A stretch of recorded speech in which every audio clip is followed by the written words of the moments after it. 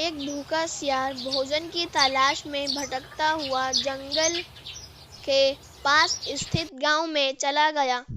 गांव की गलियों में घूमते हुए उसे कुछ दूर कुत्तों ने देख लिया तो उस पर टूट पड़े।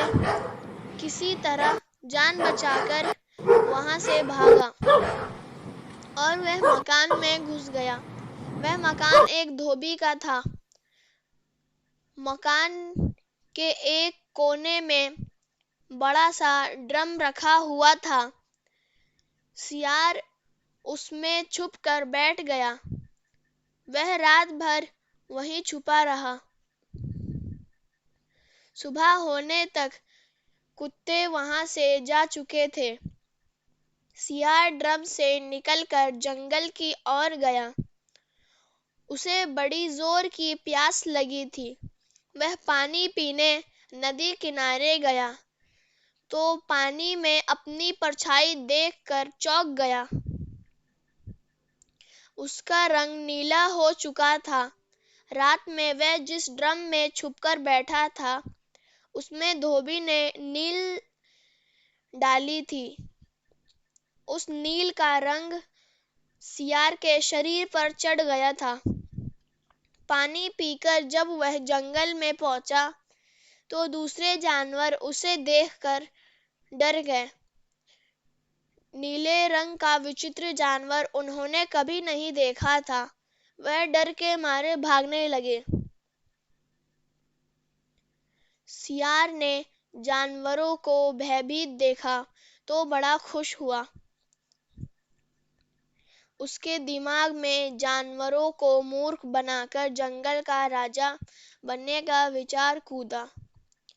उसने भागते हुए जानवरों को रोका और उन्हें अपने पास बुलाकर बोला, मित्रों, मुझसे मत डरो। मैं ब्रह्मा जी का दूत हूँ। उन्होंने मुझे तुम लोगों की रक्षा करने के लिए भेजा है। इस जंगल का कोई राजा नहीं है। अब से मैं तुम्हारा राजा हूँ। तुम लोगों की रक्षा की जिम्मेदारी अब मेरी है। तुम मेरे राज में आनंद से रहो। सभी जानवर उसकी बातों में आ गए और उसे अपना राजा स्वीकार कर लिया। उसने शेर को अपनी मंत्री बना लिया, चीते को अपना सेनापति और भेड़िए को अपना संतरी नियुक्त कर लिया। सियारों को उसने जंगल से निकाल दिया क्योंकि सियार में से कोई उसको पहचान सकता था। अब सियार के मजे हो गए। दिन भर वह छोटे जानवरों से अपनी सेवा करवाता, हाथी की सवारी करता और पूरे जंगल में घूमता।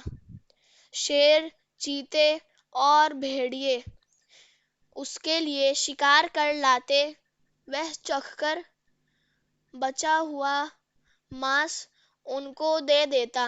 दिन बड़े ही शांतिपूर्वक और आरामदायक गुजर रहे थे। लेकिन झूठ आखिर कितने दिन छुपता।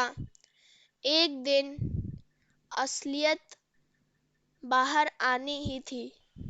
नीले सियार सोकर उठा और अपने गुफा से निकला। अचानक उसे कहीं दूर से सियारों की हुआ की आवाज सुनाई पड़ी। सियार आखिर था तो सियार ही। वह भूल गया कि उसने अन्य जानवरों के सामने दूत होने का नाटक किया है और वह भी मदमस्त होकर हुआ करने लगा। जब दूसरे जानवरों ने उसकी आवाज सुनी तो समझ गए कि वास्तव में वह एक सियार है और उन्हें मूर्ख बनाकर खुद का राजा बन बैठा है। सब उसे मारने के लिए उसके पीछे दौड़े।